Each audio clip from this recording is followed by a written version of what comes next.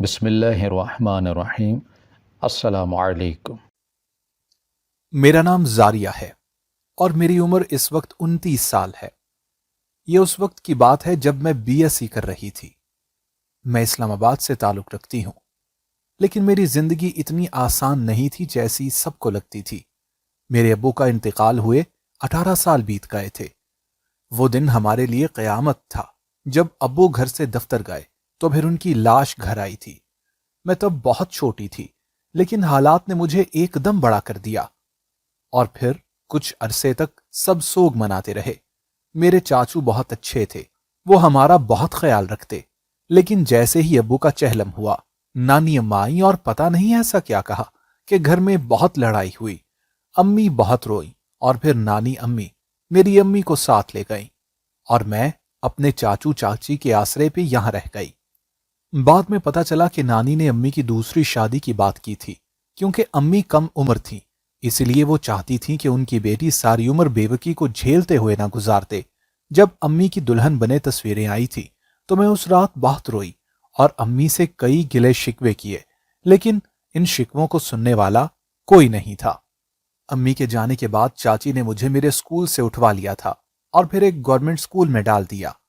میں تو ابھی بچی ہی تھی، اسے ایک دن گھر کے کام بھی آ گئے تھے، اور پھر وقت گزرتا گیا اور بچی جسے اس کی ماں لاڈوں سے بار بار کہہ کر اسکول کے لیے جگاتی تھی، وہ بڑی ہوئی تو سب سے پہلے اٹھ کر سب کی چائے اور ناشتہ بناتی تاکہ سب لوگ اپنی اپنی جگہ جا سکیں۔ میں اکثر سوچا کرتی تھی کہ کیا میری ساری زندگی ایسے ہی گزر جائے گی، لیکن مجھے اپنے چاچو پر یقین تھا۔ مگر ایک دن وہ ہوا کہ میں تو کچھ سوچ بھی نہ سکی اور میری قسمت بدل گئی۔ چاچو کو فالج کا اٹیک آیا تھا اور پھر وہ بستر کو لگ کر رہ گئے۔ ساری زندگی بھر کمایا تھا کہ بیماری میں کوئی دقت اور تنگی نہ آئی، لیکن اب وہ ایک دم اس بیماری کے آنے کی وجہ سے بہت پریشان ہوئے تھے، اور پھر انہوں نے چچی سے کہا کہ میرے لیے کوئی بہترین گھر کا رشتہ ڈھونڈیں۔ وہ مجھے اپنے ہاتھوں سے اچھی جگہ رخصت کرنا چاہتے تھے۔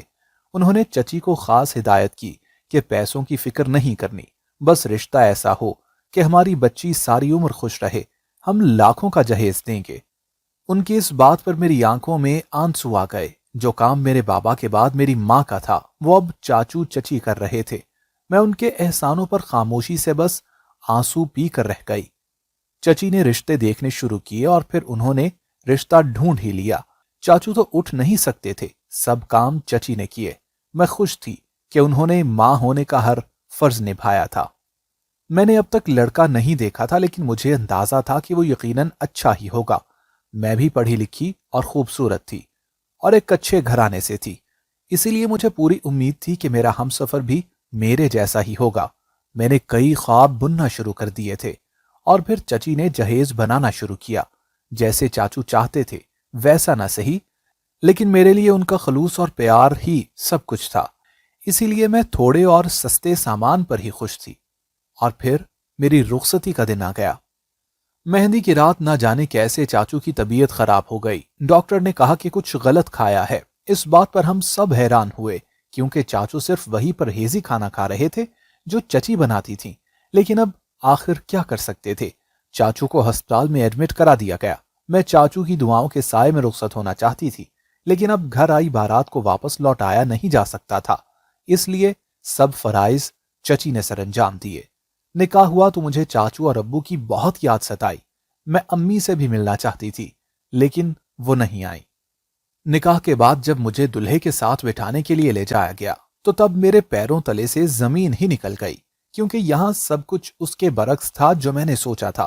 وہ کوئی 30 سال کا مرد تھا، شکل و صورت تو گزارے لائق تھی، لیکن انداز اتوار سے صاف واضح تھا کہ وہ کوئی پڑھا لکھا لڑکا نہیں تھا۔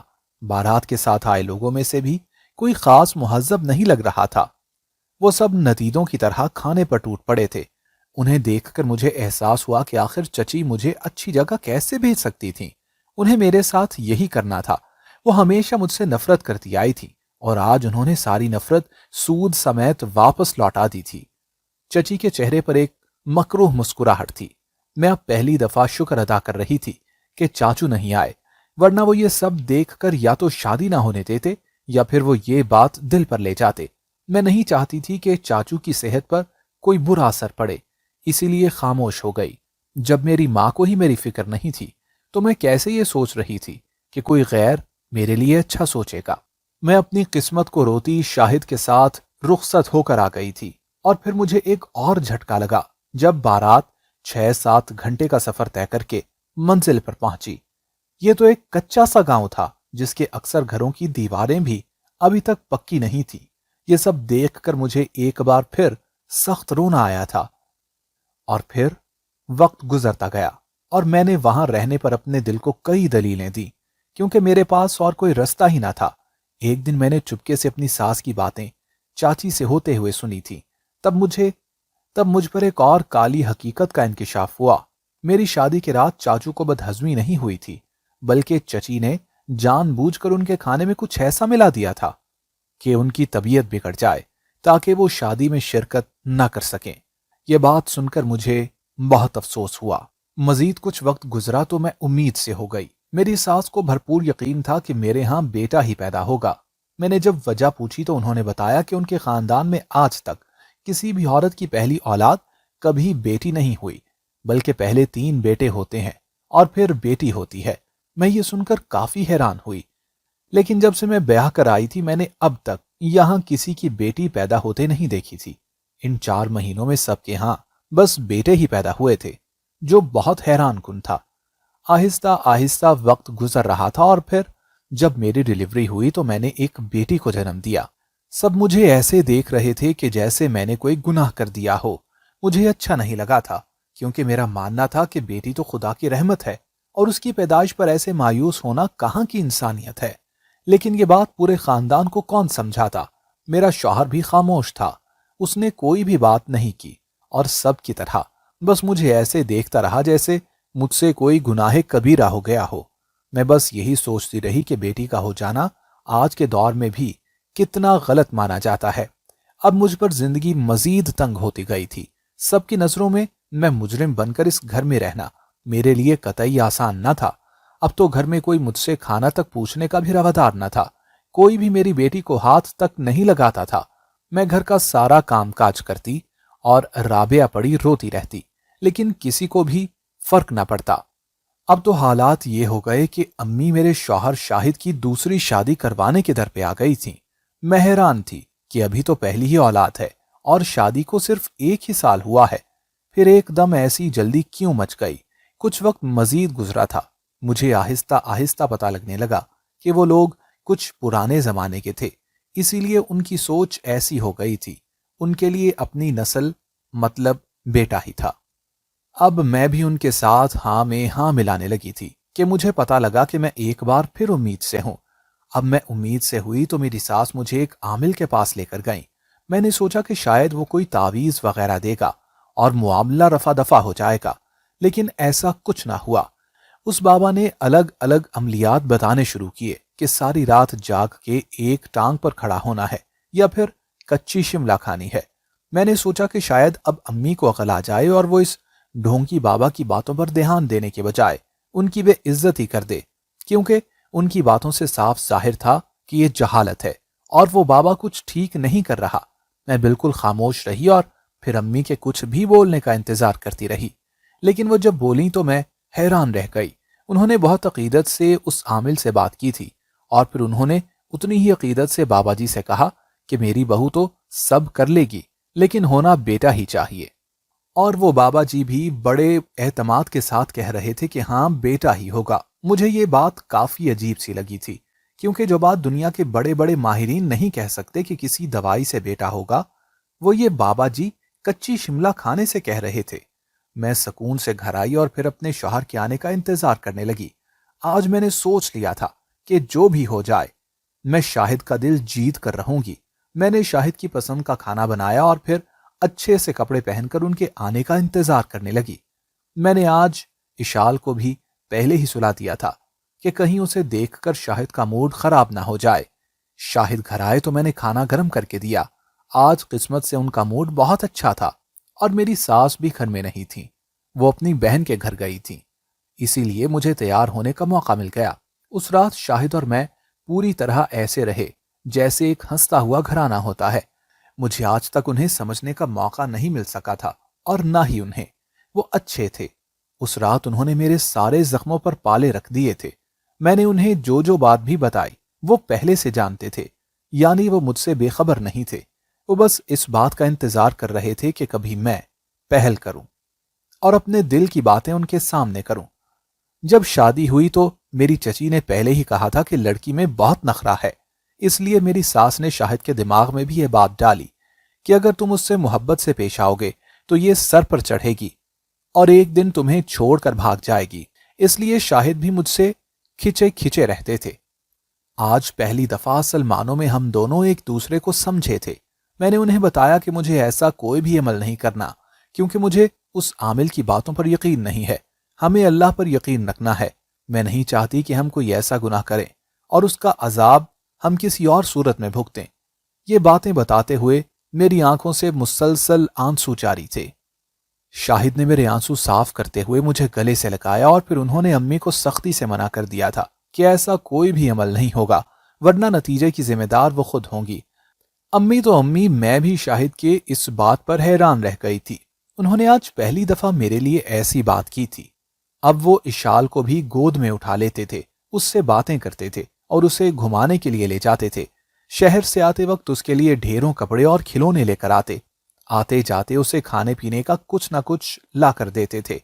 اب اشال کو بھی اس گھر میں میرے علاوہ کسی دوسرے فرد کی پہچان ہو رہی تھی۔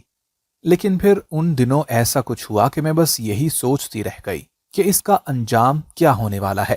امی کے الگ الگ عاملوں کی طرف چکر دن بدن بڑھتے جا رہے تھے، کبھی کہیں تو کبھی کہیں۔ وہ روز ایسا ہی کرتی تھیں، لیکن اب وہ کوئی بھی وظیفہ یا ٹوٹکا مجھے کرنے کو نہیں کہتی تھیں۔ خود وہ کبھی چولہے کی راکھ لیتی تو کبھی برتن جب دھلتے تو ان کا گندا پانی جمع کر لیتی۔ مجھے آج تک ان کی سمجھ نہیں آئی تھی، لیکن اب میرے ساتھ شاہد تھے تو مجھے ڈر نہیں لگتا تھا۔ ابھی کچھ ہی دن گزرے تھے کہ امی نے مجھے اپنی بہن کے گھر جانے کو کہا۔ میں کافی حیران ہوئی کہ آخر میرا وہاں کیا کام، لیکن پھر میں خاموش ہو گئی اور چلی گئی۔ میں وہاں گئی تو مجھے حیرت کا جھٹکا لگا۔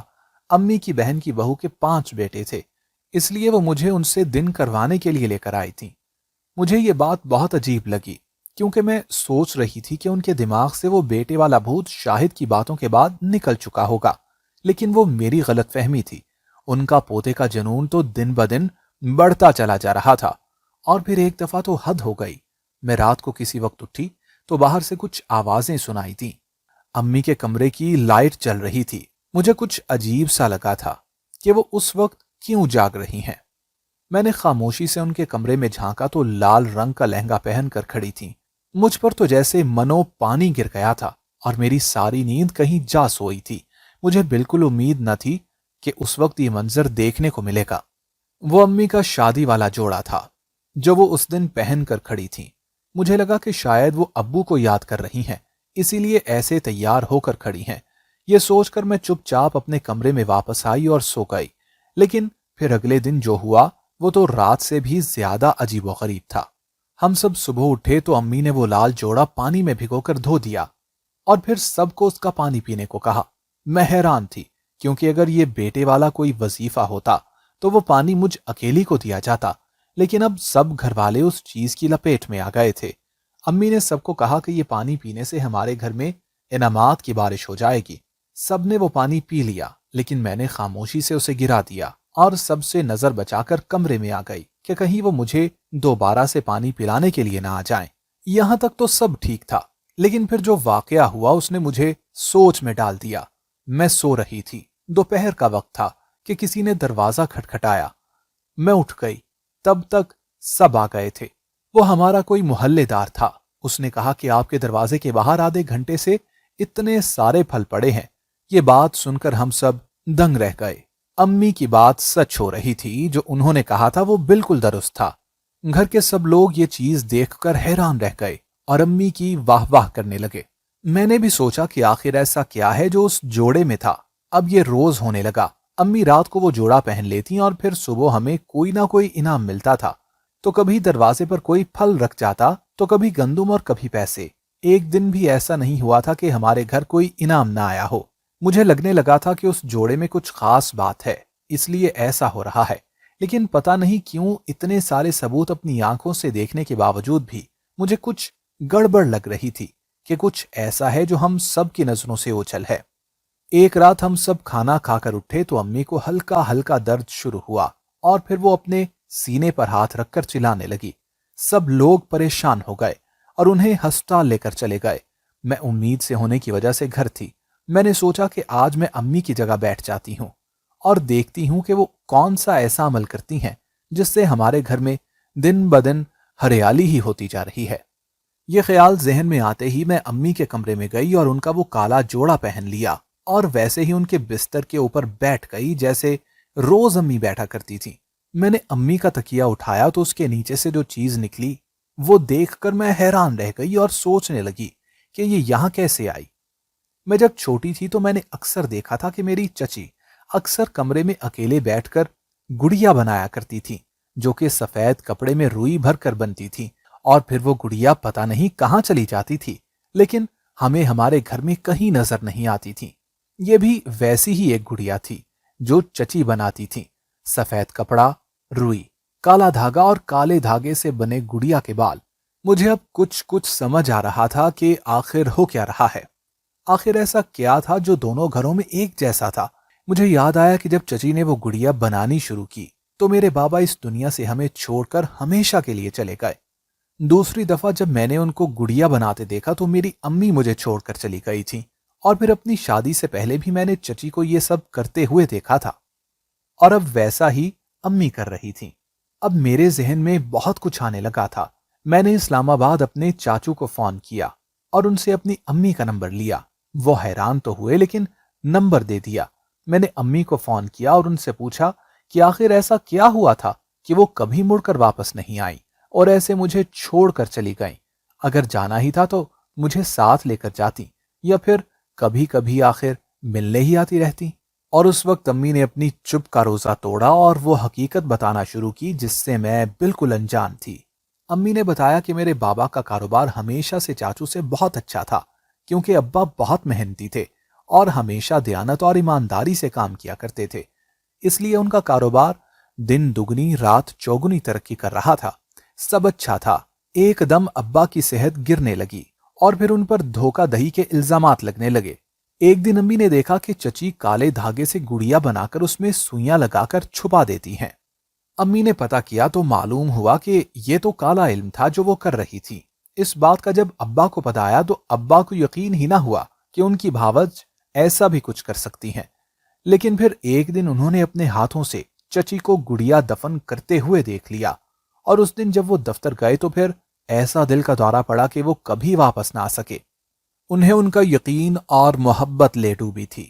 اس کے بعد امی نے جب میری حفاظت کرنا شروع کی اور ساتھ رہنا شروع کیا تو تب بھی چچی کے یہ تعویذ شروع ہو گئے، اور پھر نانی آ کر امی کو لے گئیں۔ امی نے چاچی سے بہت لڑائی کی تھی کہ اس کالے علم کی وجہ سے ایک دن وہ اپنے خاندان کو تباہ کر دیں گی، لیکن انہوں نے ایک نہ سنی اور بہت گندے گندے الزامات لگائے، اور اس دن امی مزید برداشت نہ کر سکیں اور چلی گئیں۔ میں نے ساری بات خاموشی سے سنی اور پھر امی سے معافی مانگی تھی کہ میں آج تک ان کو کوستی رہی اور برا بھلا کہتی رہی۔ امی نے مجھے معاف کر دیا تھا اور پھر سب اچھا ہو گیا۔ چند ہی دنوں میں نے ایک پیارے سے بیٹے کو جنم دیا۔ تب میری ساس بہت خوش ہوئیں اور انہوں نے کہا کہ دیکھا میرے وظیفے کام کر گئے، لیکن میں جانتی تھی کہ ان کے وظیفے نہیں بلکہ اللہ کی مرضی کی وجہ سے ہوا تھا۔ کچھ دن کے بعد ہی میری نند کے گھر بھی اولاد ہونے والی تھی۔ ہم سب لوگ وہاں جمع تھے اور پھر اس کی اولاد کے لیے دعائیں پڑھ رہے تھے۔ امی بہت پرسکون تھیں۔ انہوں نے کہا کہ اب تو کسی وظیفے کی بھی ضرورت نہیں ہے کیونکہ یہ ان کی بیٹی ہے، اس کے خون میں پہلے بیٹا پیدا کرنا ہی ہے۔ میں امی کے اس جملے پر چپ کر گئی، اور پھر جب دائی نے آ کر بتایا کہ بیٹی ہوئی ہے تو امی کے چہرے کا رنگ جیسے فق ہو گیا۔ ان کو تو جیسے خاموشی ہی لگ گئی تھی۔ ہوا یہ کہ میں نے چوری سے وہ گڑیا جو انہوں نے میرے لیے بنائی تھی اپنی نند کی الماری میں رکھ دی، اور جب امی نے وہ دیکھا تو وہ اونچی اونچی آواز میں چیخنے لگی کہ ہائے میری بیٹی پر کسی نے کالا جادو کروا دیا۔ انہوں نے ساری حقیقت خود کھول دی کہ وہ یہ میرے لیے لے کر آئی تھیں، ان کی بیٹی کے کمرے میں کیسے آ گئی۔ تب میں نے بتانا شروع کیا کہ ایسا کچھ نہیں تھا، کہ گڑیا تو میں نے آج رکھی ہے کیونکہ میں سب کو سچ بتانا چاہتی تھی۔ میری بات سن کر وہ شرمندہ ہو گئیں اور بتایا کہ تمہاری چچی نے مجھے یہ طریقہ بتایا تھا کہ جس کا کام روکنا ہو اس کے نام کی گڑیا بنا کر اسے دفن کر دو۔ میں یہی کرتی تھی، اور پھر سب کا دھیان اس طرف سے بالکل ہٹ جائے اس لیے اپنا لہنگا پہن کر اس کا پانی سب کو پلاتی تھی۔ وہ پھل بھی میں خود ہی رکھواتی تھی تاکہ میں کالا جادو کر سکوں اور کسی کو پتہ بھی نہ چل سکے۔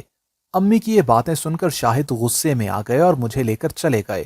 آج ہم الگ گھر میں رہ رہے ہیں۔ امی مجھ سے اب تک معافیاں مانگتی ہیں۔ میری چچی کی دونوں بیٹیاں اب تک کنواری ہیں۔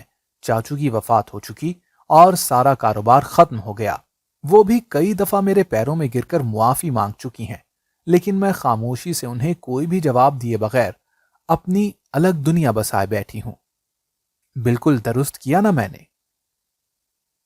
ہماری ویڈیو اگر آپ کو پسند آئی ہے تو ضرور لائک کیجیے، اپنی رائے دینا چاہیں تو کمنٹس کیجیے، اچھی لگے تو شیئر کیجیے۔ اس کے ساتھ ساتھ اگر آپ نے ہمارا چینل سبسکرائب نہیں کیا تو ضرور کیجیے اور بیل آئیکن پر لازمی کلک کیجیے تاکہ ہماری ہر آنے والی ویڈیو آپ تک بر وقت پہنچ سکے۔